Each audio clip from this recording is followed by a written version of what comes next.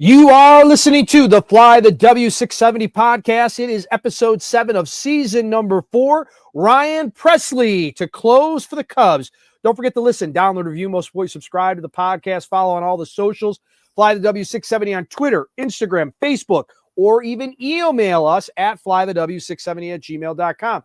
All right, Crawly, we talked about this the last time we were together. Ryan Pressly has indeed waived his no trade and is scheduled to be coming to the north side. Yeah, ever since the 2024 season ended, Jed Hoyer had been talking about the need to improve the bullpen, both, Dustin, in terms of talent and depth. And this is from a clip from Marquee Network of just all the beat writers asking Jed about the bullpen. That's the priority. I think, quality relievers, I think sometimes those guys have closed, sometimes they haven't, but it never hurts, but I don't think it's a prerequisite. When you hear the market at 15 to 17 million for 4 or 5 years, is this a waiting game for front offices to see how the whole thing shakes out? I mean, just in general, we're involved in a lot of different relievers. I think we've tons of lines in the water, I guess I would say, and like I said, it's a little bit of a staring contest at times with all these guys, but like I said, there's a lot of talent out there, and we'll just look to upgrade the roster however we can. So a lot of lines in the water. I think that's one of Jed's favorite sayings, but we found out right after CubsCon that the Cubs put a pretty generous offer in front of Tanner Scott. I mean, more than I've ever imagined Jed ever thinking about spending on a closer. The Cubs offered him a 4-year, $66 million deal, which if you take a look at what the Dodgers offered, the Cubs deal is actually worth more because in terms of real dollars, as opposed to the deferred stuff that the Dodgers like to do. But the Cubs were looking for a proven closer, and so Jed turned to Houston GM Dana Brown, who he worked with to get Kyle Tucker and who he's been talking to about Alex Bregman. And it was Bob Nightingale that first reported this, Dustin, the last time we were recording that this came out, that, hey, the Cubs are on the verge of acquiring closer Ryan Pressly from the Astros. And so we sat there, and you kind of look at that and you say, all right, let's see what happens. The Cubs need a closer, and the Astros are looking for salary relief. They just had their convention in Houston, and they want to re-sign. There's a lot of push to sign Bregman, but they have to make, some cuts if they're going to do that. And so Pressly signed a 2-year extension prior to the 23 season that paid him $30 million over the length of the contract. And the Astros picked up the vesting option for 2025 at $14 million before the season, right? So Pressly had the full no trade clause, so he would have to waive that before being moved to another team. And then on Friday, that's when things really started heating up. Insider John Heyman reported there were 3 teams trying for Pressly, and that was going to be the Cubs, the Blue Jays, and one other team there, and the Tigers, right? And so Pressly told the Astros he did not want to go to the East Coast or the West Coast. So he really wanted to kind of stay somewhere more centrally located, right? And so that's the thing. The Astros asked him, hey, can you do that? And so right away, the Blue Jays are out, and we didn't know who the other team was. Later on, it was reported it was going to be the Tigers, right? And so the issue that comes up here, Dustin, is that does Pressly want to waive the no trade clause? And he lives in Houston, right? And that's where he lives year round. His family's right there. But when the Astros signed Hader last offseason, Josh Hader, he lost his closer's job. And so The question was, okay, is that what he wants? I mean, that's a guy. I mean, again, they brought Josh Hader in. Josh Hader, based on what they were paying Josh Hader, Josh Hader was going to be the closer. You don't bring in Josh Hader and pay Josh Hader what they were paying him and then not have him close. So yeah, it was clear. And so now the issue was, is Pressly going to agree to waive it? And he didn't decide right away. We had to kind of wait this out a little bit, right? And so we found out that the Tigers was the other team, and that basically the Tigers were out. And finally, he agreed to it. He's the Cubs closer. So the way this works, Dustin, is that the Cubs will pay $8.5 million of Pressly's contract, okay? And the Astros are going to pay $5.5. So that's the $14 million right there. And Houston, in turn, will also get Juan Bello. He pitched for Low A Myrtle Beach and was going to be on the South Bend Cubs this year. But what were your thoughts while you were kind of waiting for him? Were you kind of excited about this deal? Were you, when you're waiting for him to make that decision? I understand no matter how much money you make, it's hard to pick up and move a family, right? And they a lot of baseball players don't live where they work. They do. They live in Houston year round. So it's not always the easiest thing to decide to do. But I'm a little worried on the top of the fact that they want to trade the guy. They also chipped in money and took a pretty low-ranking prospect. So what do they know that the Cubs don't seem to know? That's what worries me a little bit. And who was the last Astros reliever that the Cubs had? Is this Hector Neris? Is this Hector Neris 2.0? Is that what's going on here? Because if it is, I'm skeptical. Well, I mean, like I said, part of this is going to come as salary relief. So they want to kind of cut salary to be able to somehow work out something with Bregman. Right. And so I think that really is kind of the thing there. I can't tell you that this is going to work out or not work out. I know he's 36 years old, right? He was the Astros closer from 2020 to 23. When the Astros won the World Series last, it was Presley on the mound and it was Kyle Tucker who caught the final out.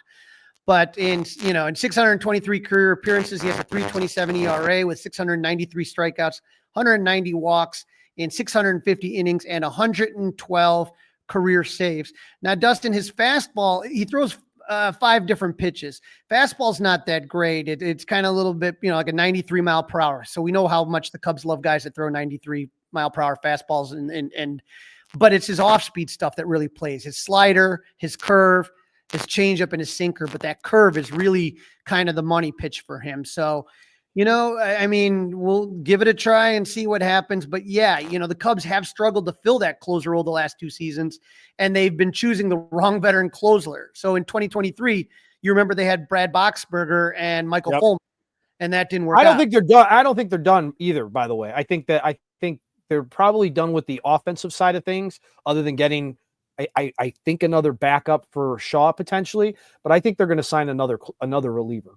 Right. Can't have enough. You can't have enough of them. And it was so bad. Again, if they missed out on 26 save opportunities, right? Mm-hmm. You convert half of those and you're playing in the tournament. Yeah. And we talked about Neris and think about this, Dustin. How about just this? April, May, and June, Neris, Alzolay, and Hayden Wesniewski blew 11 saves. So that's just in the first 3 months. And that's not how you want to start out. So a couple things to keep in mind. Number one, Dustin, the turnover in the bullpen from last season. Out of the 8 relievers that broke with the team on opening day in Arlington last season, only 2 are still on the team. Do you know who they are? Only 2? Yep, that are still on the team that were out of the bullpen on opening day. Wow, that's a good trivia question. Hit me with it. Luke Little and Julian Merriweather are the last 2 survivors. The other so Luke Little was on the team for opening day? Yep, I remember because we went with his parents, the Littles, Eck and Billy. They're great people, and they told me, Crawly, if he makes opening day roster, we'll be in Arlington, and they were. So yeah, Luke Little. They were okay. He was the only. Yeah, the other guys that were on that roster. But who knows? Like Merriweather, Merriweather's another guy that I think sometimes we forget about because he wasn't around last year, basically, right? So, I mean, and that's somebody that I think has the makeup that you could give him the ball in the 9th inning if needed. Right. And so the guys that are gone, though, Yancy Almonte, Adbert Alzolay, Jose Cuas, Mark Leiter Jr., Hector Neris, and Drew Smiley, all gone. And so Jed's been rebuilding this bullpen since the middle of last season, and he continues to add pieces. So you remember last year, the Cubs got Nate Pearson in a trade. They traded to get Tyson Miller and Jack Neely. They claimed Gavin Hollowell off waivers from the D-backs. This offseason, they signed free agents Matt Boyd, Colin Ray, Caleb Thielbar. They traded for Presley, Eli Morgan, Matt Festa, and they claimed Rob Zastryzny off of waivers. So if you got to assume, right, that the starters, would you say there's 4 starters you can easily put in with Penn right now? I think so. Yes. Imanaga, Steele, Tyone, and Boyd. Yep.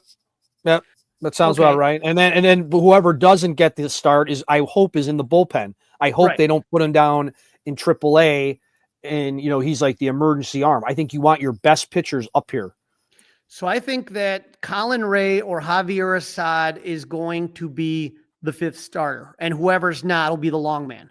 That's kind of how I see it. I think they want Assad as the long man because I think he'll just be a little bit better in that role. And so I that's the way I'm kind of looking at it right now. And so when I look at this right here, this is from a guy that I follow on Twitter. He put this up here. And it's interesting when you look at the possibility for the bullpen. This is from Jason Klobuchar. He goes under Dr. Cub Klobuchar. This is the bullpen right now. And so you look here at the locks, who is absolutely going to be on this bullpen. Remember, the Cubs had 8 bullpen arms to start the season. Ryan Presley is going to be in it, Porter Hodge, Eli Morgan, and Caleb Thielbar. That's a lefty right there, Caleb Thielbar. But I would say for me, Presley is your closer, Hodge is your setup guy, and Eli Morgan takes the 7th if all goes well, right? Favored bullpen spots due to options left, okay? So these guys have no options. So if you try to put them down to the minors, they have to be DFA and cleared waivers. So you really don't want to do that. That's Nate Pearson and Tyson Miller. Okay. Long reliever, we talked about whoever out of Assad and Ray doesn't get, isn't the 5th man, will get the 6th man.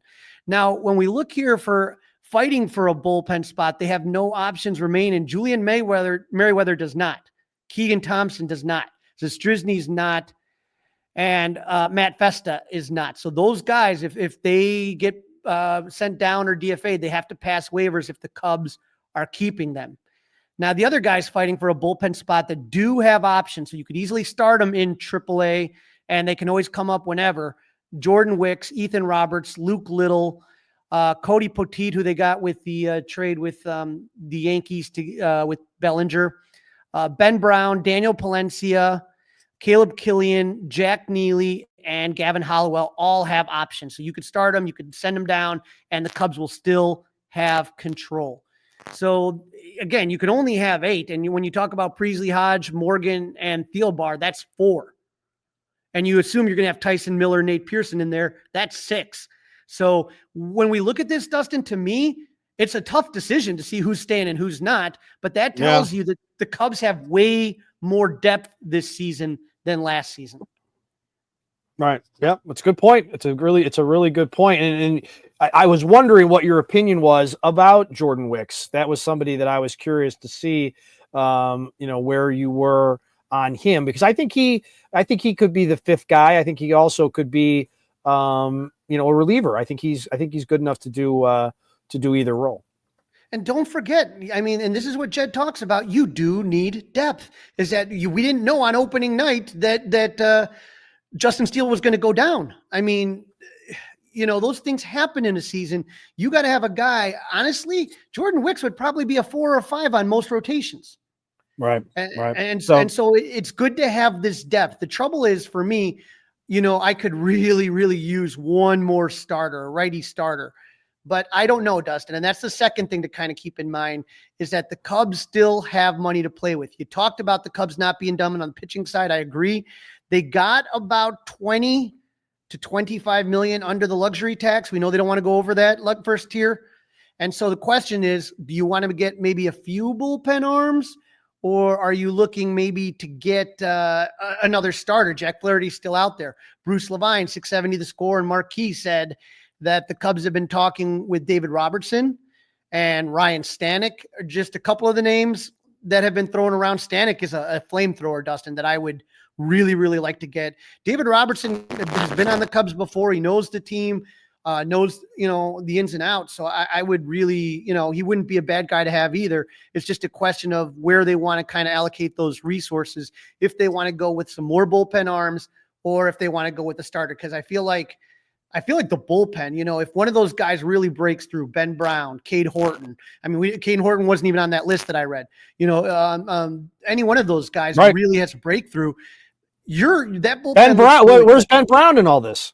He's a guy that he has an option. We mentioned it. He's a guy that has an option. So you can sit there and you can call him up whenever. And then if he gets sent back down, you don't have to worry about losing him. So that's where, when you were talking about Tyson Miller, and those type of things. You don't want to lose Tyson Miller. I thought he did a great job last season for the Cubs. He saved them. So for me, if you're asking me where I'd rather spend that money, get a couple more bullpen arms or get a Jack Flaherty as a starter, I think I'd rather go with Jack Flaherty as a starter.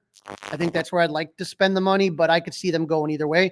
And maybe there's another trade. They've been doing a lot of trades, Dustin, and maybe there's a trade out there that the Cubs can still make to improve the bullpen. You are listening to the Fly the W670 podcast. It is season 4, is episode number 7. Ryan Pressly to close for the Cubs. Feel free to leave us one of those 5-star reviews. Also, feel free to email Crawly and I, flythew670, gmail.com. And you can watch us, that's right, on the 670 The Score YouTube page. So now that Jed Hoyer has become best friends with Houston GM Dana Brown, Crawly interviewed Chandler Rome, beat writer for The Athletic, covering the Astros, to get a little insight on Kyle Tucker, Ryan Pressly, and the possibility of Alex Bregman coming to the north side to play third base. Joining me now on the Fly the W podcast, I'm happy to have on Chandler Rome. He is the beat writer for the Houston Astros. Chandler, how's it going? Good. How are you? I'm doing good. We were talking a little bit off air, and you guys just had your fan festival, a little bit different than Cubs Con, but probably still fun to kind of go and be a part of. Yeah, I think it's more fun for the fans. But yeah, it's nice to catch up with some of the players, and it's kind of that signal that spring training is just around the corner. It was kind of weird this year. The Astros didn't have a ton of their big names there. Jose Altuve came, but Yordan Alvarez had a conflict, and so they didn't have some of their big names there. Kyle Tucker wasn't there, oddly, nor was Ryan Pressly. So they were missed. A lot of familiar faces were missing, but got some good stuff out of it. I'm sure you saw a lot of the stuff that went on with Jose Altuve talking about Alex Bregman, things like that. So a little more subdued, not near as raucous as Cubs Con seems to be, but still fun for the fans that went out there, I think. Now, obviously, Dana Brown and Jed Hoyer have become quick friends, and that all seemed, I just started hearing so much about it around the winter meetings, right when they were starting to talk about Kyle Tucker. Now, how surprised were you that it really didn't seem like negotiations were happening with Kyle for an extension? With the Astros or with the Cubs? With the Astros. Oh, they're not surprising at all. There was a couple things. I mean, this is a franchise that the Astros, the longest and most lucrative deal they've ever given a player is Jose Altuve got a 7-year, $151 million contract extension a couple of years ago. That's the biggest deal in franchise history. Like, they were never going to even approach what Kyle Tucker was going to ask for in an extension. So they really kind of blew their time to do it. They extended Yordan Alvarez during the 2022 season, got him on a 6-year, $100 million extension, which is a 6-year, $115 million, probably one of the biggest bargains in baseball right now. They actually approached Kyle Tucker at the same time, and Tucker told him no, and I believe they took him to an arbitration hearing the next year, and those things never engender good feelings afterward. And I'm not saying that there was bad blood or anything, but just it never really seemed like it was going to be a long-term thing here. And then I don't know how much you've looked at kind of what happened with his injury last year. The Astros refusing to call it a fracture when it was a fracture. Kyle Tucker had to literally come out and say, yes, I fractured my shin, and that's the reason I've been out for 3 months. The Astros kept calling it a bruise. I'm here to tell you that there was some hurt feelings in that whole situation because it made Tucker look soft to an extent. So I'm not saying that there was like acrimony and that they didn't like each other, but it was just an extension was never going to happen here. Just with how they run the franchise, Jim Crane, the owner, his business model, it's worked for them. I mean, they've gone to the ALCS 7 of the past 8 years. Like, it's worked, but they're just never going to go into hell. I'd be surprised if they ever give a player $200 million, much less the $300, $400, $500 million that Kyle Tucker is going to get as a free agent. So for Cub fans who haven't been paying attention to the AL Central and postseason, we got some people that are just more NL centric. What can Cub fans expect from Kyle Tucker, and why is he going to get that big chunk of change?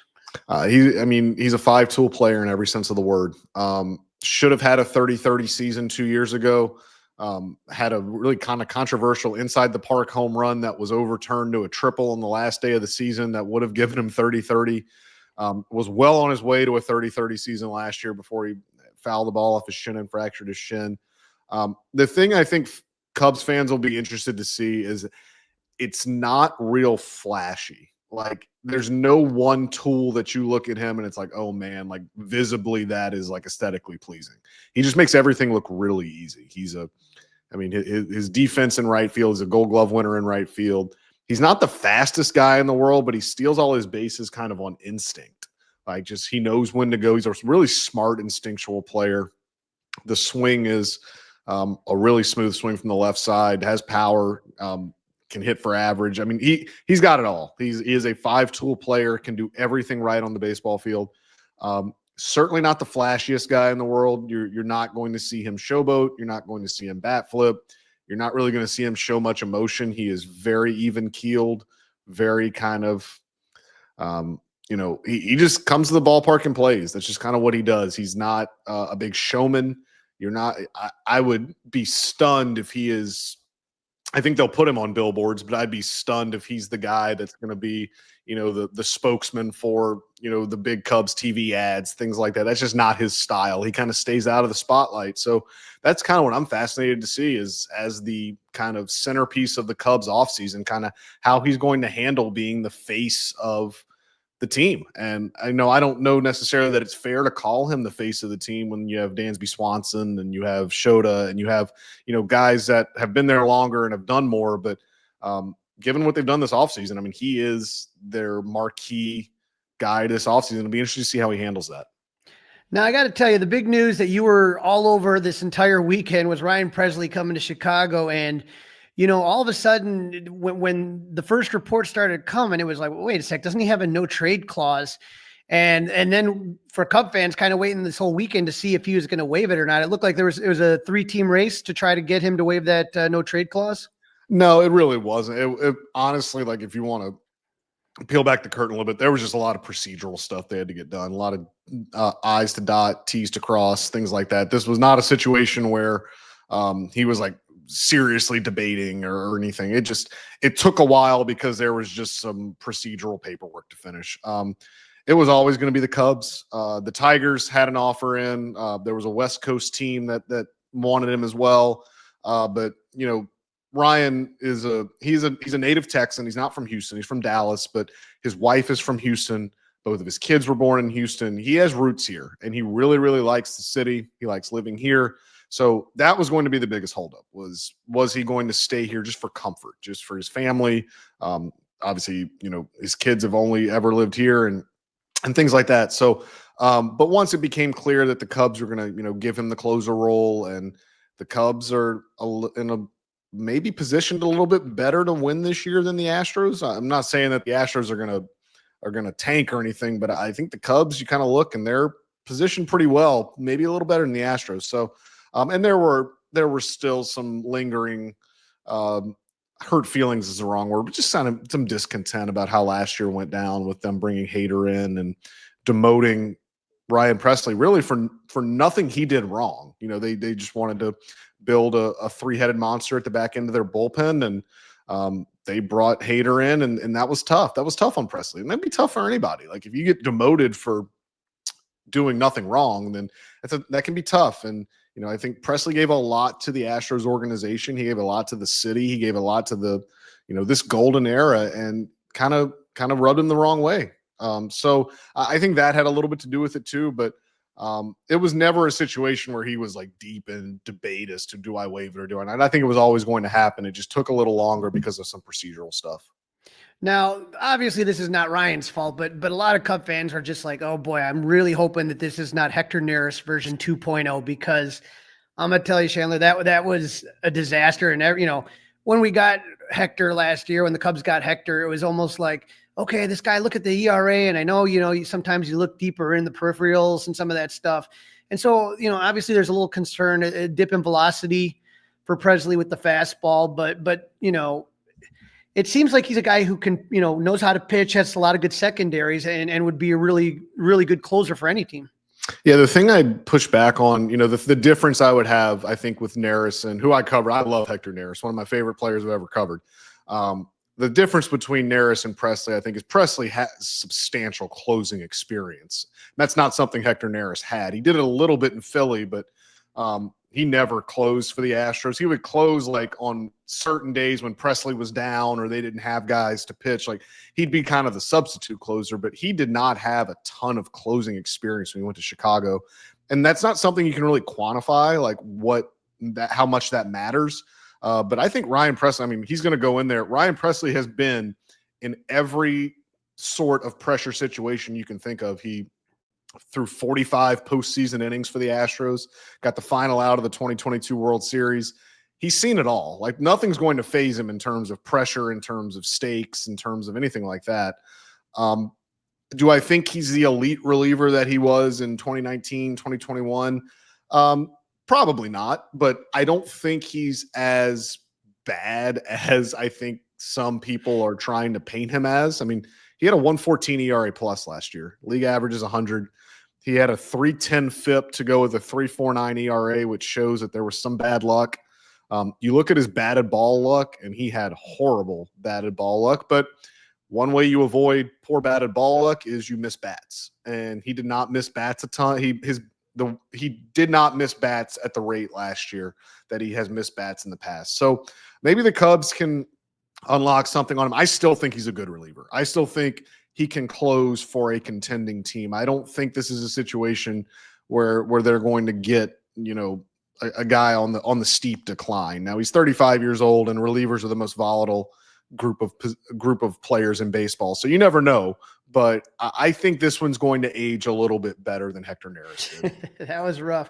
And one of the things that I saw from the convention down in Houston is Jose Altuve say, "Hey, we'll do whatever it takes to keep Alex Bregman here. I'll change positions." And but Alex Bregman's has been mentioned with the Cubs now. With I don't know how much more money the Cubs have left. They're kind of in the same boat as Houston, is not wanting to go over that first tier luxury tax, but. What are you hearing as far as Alex Bregman is concerned? Is there still a possibility that the Cubs may be in on that? Yeah, from everything I understand, there's 5 teams in on him right now, and that's the Cubs, the Red Sox, the Astros, the Blue Jays, and the Detroit Tigers. And I can tell you what the Astros offer is because they leaked it in November. It's 6 years and $156 million. I can't tell you what the other teams have. I also can tell you that there was a Scott Boras client a month ago that signed with a team that no one had linked him to all offseason. That was Corbin Burns with the D-backs. So there's always that case that could happen, that there is a mystery team that we don't know about that just swoops in and gets it done. So, those 5 teams are in. Looking from the outside looking in, I don't know why the Cubs wouldn't be more aggressive on him because he is exactly what they need.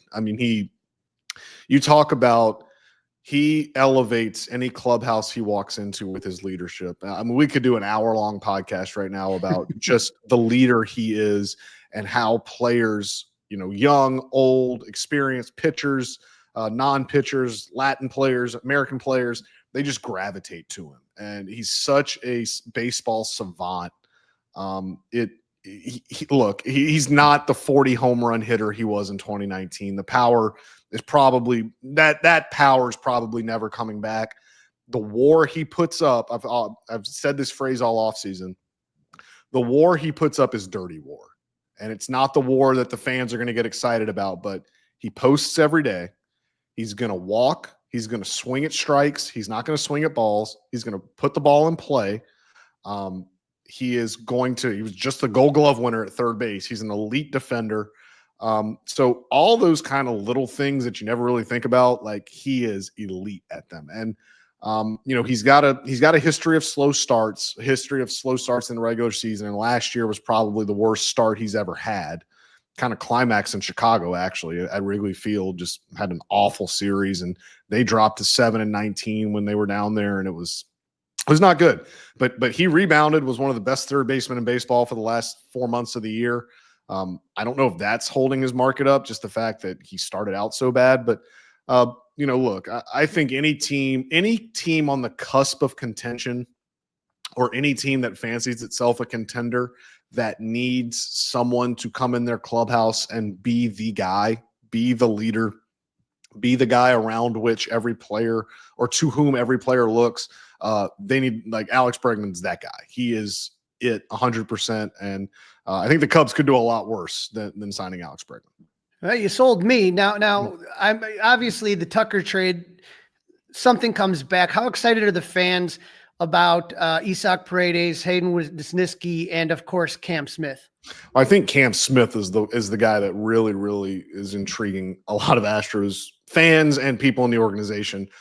To show you how bad the Astros farm system was, I believe Cam Smith was like the 7th or 8th best prospect in the Cubs system. He is now, hands down, unquestionably, unanimously, the number 1 prospect in the Astros farm system. He is their best prospect without a shadow of a doubt. He is kind of that, you look at him and you can kind of see that, they have Altuve till 2029, Jordan Alvarez till 2028. Kind of look at Cam Smith and like, this may be one that he may be the third guy. Maybe the third guy that's the next face of the next core of the Astros. So he'll be in big league camp in 2 weeks. That'll be fun to see.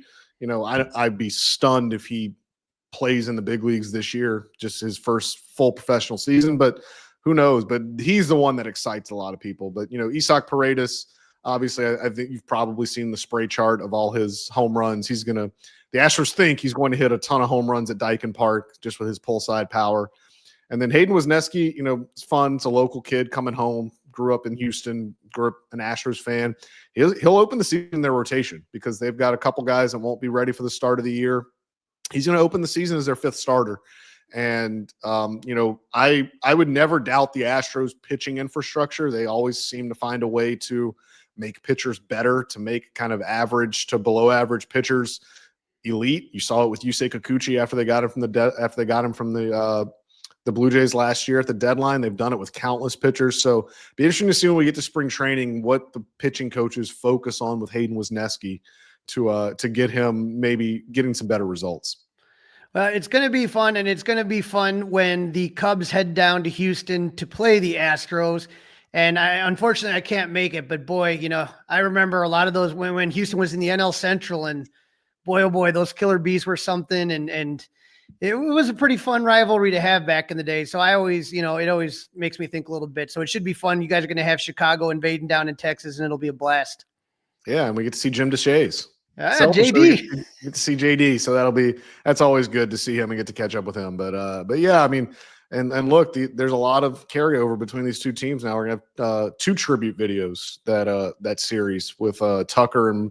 With Tucker and Presley, they may stagger them. Who knows? Maybe we'll have 3. Maybe if Bregman signs there, they'll just have a trifecta of tribute videos when the Cubs come to Daikin Park. Well, that sounds like fun, Chandler. Where can our listeners find your work, and where can they follow you on the socials? Yeah, on all socials, I'm Chandler_Rome, and then at The Athletic. Writing at The Athletic. Please, loved this weekend getting to work with Sahadev and Patrick Mooney. I hope you guys read them a ton. They're the best at what they do. I like to think I'm okay. So anything you need with Astros, anything new with Cubs, come to The Athletic. We got you covered. Like I said, I have PJ, Patrick, and Sahadev are just 2 of the best, and The Athletic has just amazing coverage. That's why I subscribe, and everyone else should too. But thank you so much for jumping on, and we'll talk to you maybe in June, right? Yep, for sure. Thanks.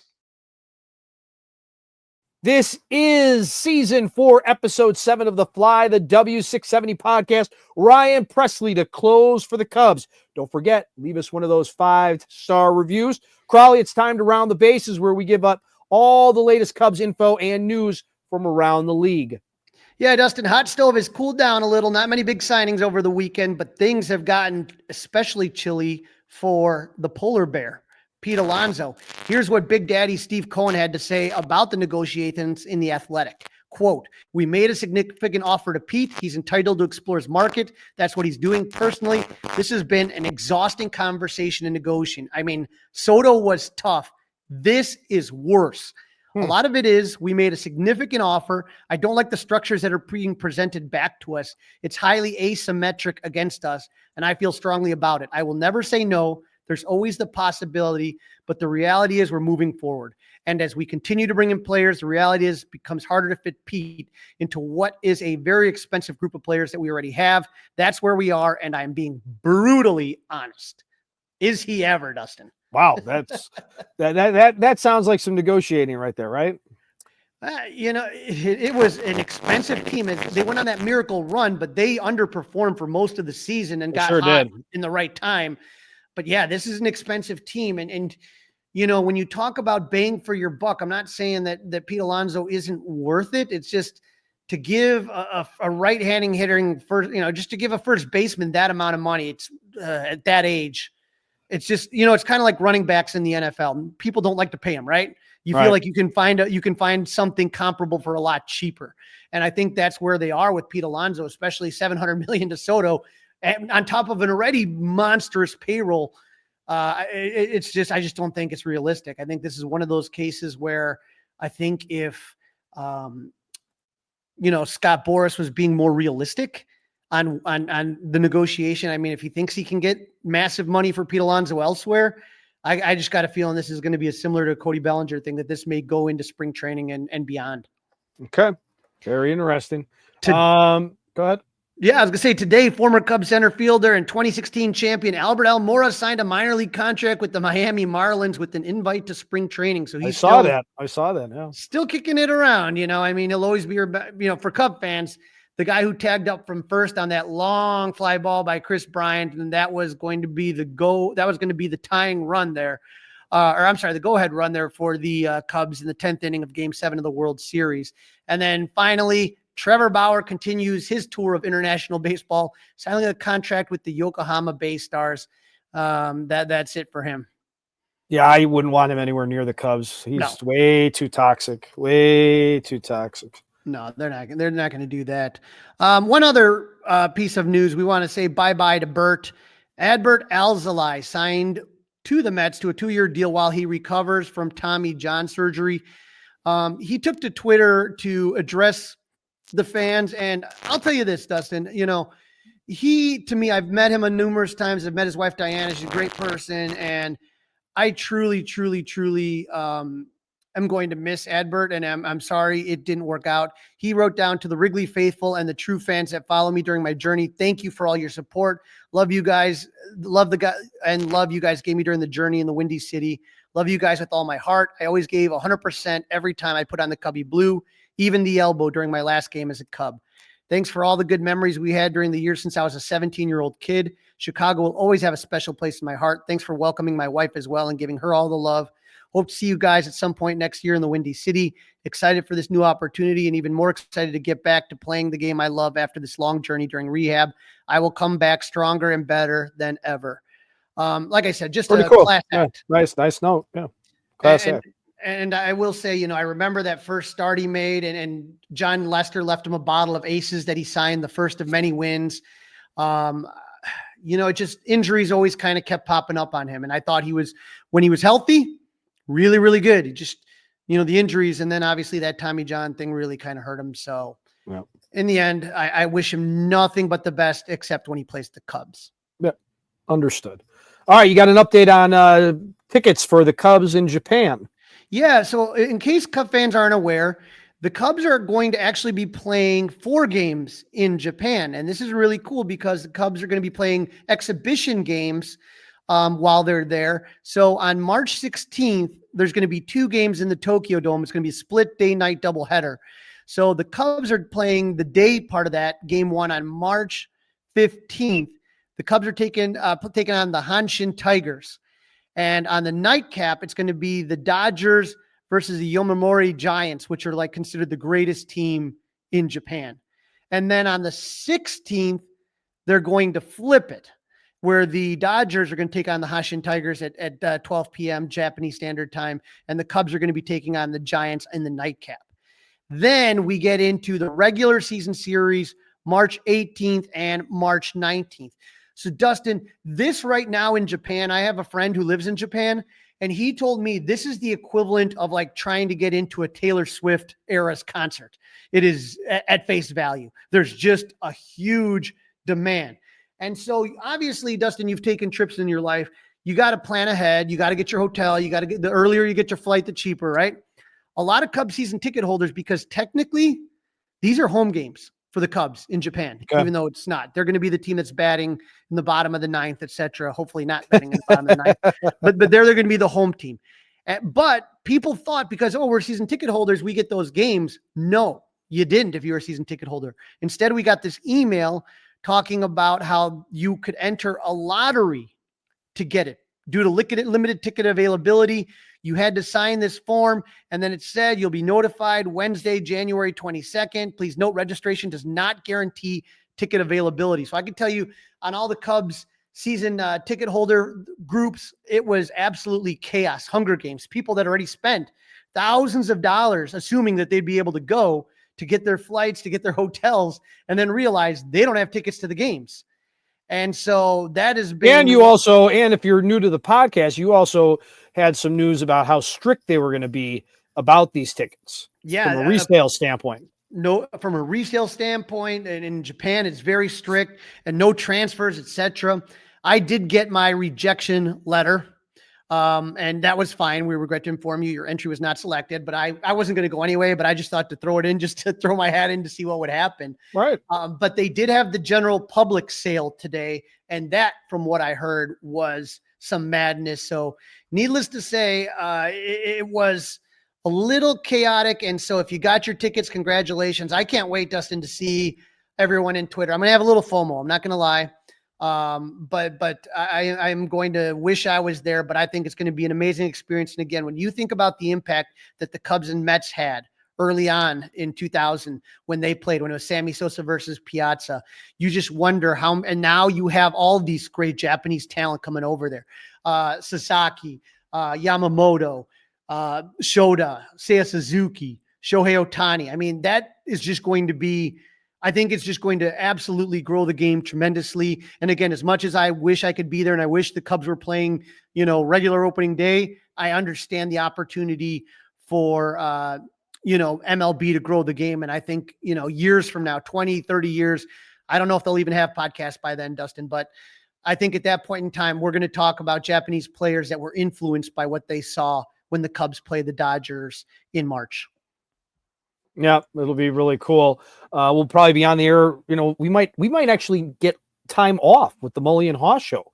Like the games might be on, typically the afternoon show, the midday show, they don't do full shows because of Cubs baseball. And we might actually get preempted because of the games in Japan. Like really, seriously.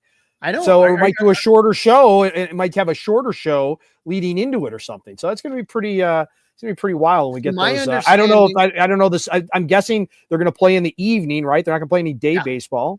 No. And so my understanding is it would be around 3 a.m. Chicago time. Right.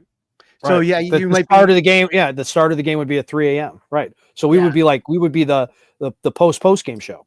That's gonna be exciting. I've never heard a Mully and Haw post game show. Yeah, that would be pretty cool. That would be pretty cool. Dustin, we talked in the last episode some frustration a little bit about, Tom Ricketts showed some frustration on the Inside the Clubhouse interview on 670 The Score. And it didn't really make a lot of sense, like why he was so upset to us. We said, hey, if anyone's coming up to him and saying you're cheap or something, that's kind of, just classless. You can argue about things, you can discuss things in a respectful manner, but just to kind of shout things at the owner that rebuilt Wrigley Field and got us a World Series trophy and all those things, just you and I both were in agreement that just is not the way to do it. But it's come even worse. We're not going to show the video, but if you saw on TMZ, there is literally a 6-year-old kid who says, why are you the cheapest owner? And Tom, while he's having Tom Ricketts sign a bat, mind you. Yeah. While he's getting his autograph from the guy. I mean, come on. And Tom says, who's your dad? He kind of took it, I think, lightly, but I think it was one of those weird shock moments for Tom. I don't want to speak for Tom, but I know I've been there sometimes where someone kind of just shocks you and you don't know how to react. And you're kind of like, ha, ha. And then afterwards, when you realize what happened, you're really pissed off. And I don't know who this guy is. He did try to get in touch with me on Twitter, and I really kind of wasn't interested in having a conversation because I know of autograph hounds that do this. They use their kids. they get something signed, and then they take the ball and they put it on eBay, and it just makes it hard for the rest of us. It really makes it hard for the rest of us, because then players don't want to sign. And then, just normal people that just like autographs and collect can't get it because they're worried that you're going to turn around and flip it. Yep. And so why would you sit there? Some 5 or 6 year old kid doesn't know about the Cubs finances or the first tier luxury tax or this and that. He just, that kid's dad said, hey, go say that. For a fact. I mean, come on. Yeah, ridiculous. Absolutely. Yeah, it's shame on that person. All right, so we've got some Sammy Sosa news also to share. Yeah, this is going to be really exciting. We were invited out to Top Shelf Cards is going to be having an awesome signing with Sammy Sosa. It is going to be this Saturday, February 1st from 12 to 3:30 p.m. at Old Republic Kitchen and Bar on Randall Road in Elgin. And if you just Google Top Shelf Cards and Sammy Sosa, it's the first thing that appears on there. It's going to be really awesome. First off, if you've ever been to Old Republic, the food is phenomenal. The beer is great. But the prices, Dustin, to me on this, I know at CubsCon, obviously it was for charity, but they wanted $500 for a meet and greet. This for a flat item, for like a baseball card, a baseball, an 8x10 photo, $99. For a premium item, anything that doesn't fall under that category, $149. Inscriptions are $35, and Beckett's going to be on site to authenticate it for only $10. So this is an absolutely amazing deal. So that's a good deal. I don't know. I haven't run in that game in a long time. So that's a good price point for something like this. This is a phenomenal price point. I mean, honestly, I think when he was when he was at some of the shows, he was charging double. Wow. And so this is going to be a deal. And not only that, they've added photographs for $89. So you could take 4 people and then get a photo with Sammy for $89. Our friend from Odyssey, Justin Roman, is going to be doing the Q&A. There's going to be a 20-minute Q&A that starts at 12 o'clock. And then the signing is from like 12:20 to like 3 o'clock. And then they're going to do photos afterwards. So if you missed out, I know some people, sometimes the prices on this stuff get a little bit crazy. You don't even have to get anything signed. You can just show up and eat and listen to the Q&A. If you have an item that you want to get signed, and they're going to have items there for you to purchase, this is going to be just a tremendous opportunity. So if you have those things, you've been waiting on Sammy, but the price has been out of your price range, you didn't get picked to be the lucky one at CubsCon to get something signed for free. This is about as good a deal as you're going to get. So I'm just going to tell people I will be there on Saturday. Dustin, you are invited to be there on Saturday. I recommend everyone kind of come out and check this out and say hi. I'd love to meet you. And if you're listening to the podcast, but this is going to be a fun one. And I'll have some great pictures at Crawly's Cubs of this event. But yeah, Google Top Shelf Cards and Sammy Sosa. You'll find it. Old Republic Kitchen, 12 to 3:30. Don't miss out on this one. And I saw it before you retweeted something today, Crawly, but big anniversary in Cubs history today on this 27th day of the month as we're recording this. Yeah, we are. This is the anniversary of one of the greatest trades in Cubs history. The Cubs traded Ivan DeJesus, shortstop, for Larry Boa. Everyone was mad. Oh, that Dallas Green is doing another Phillies trade, because Dallas knew that Philly system, and that deal was contingent on a prospect being tossed in. He wanted a prospect named Ryan Sandberg, a third baseman in the Phillies system, and that will go down as one of the great deals in Cubs history. No doubt about that, Crawly. What a cool anniversary. Well, that's a wrap. Don't forget to listen, download, review, subscribe to the Fly the W podcast, follow on all the socials. We're on Facebook, we're on Instagram. You can email us, flythew670gmail.com, and you can watch us by subscribing to the 670 The Score YouTube channel. Crawly, have a great week. We'll get back together midweek. And if anything big happens, we will have an emergency podcast and keep everybody up to date.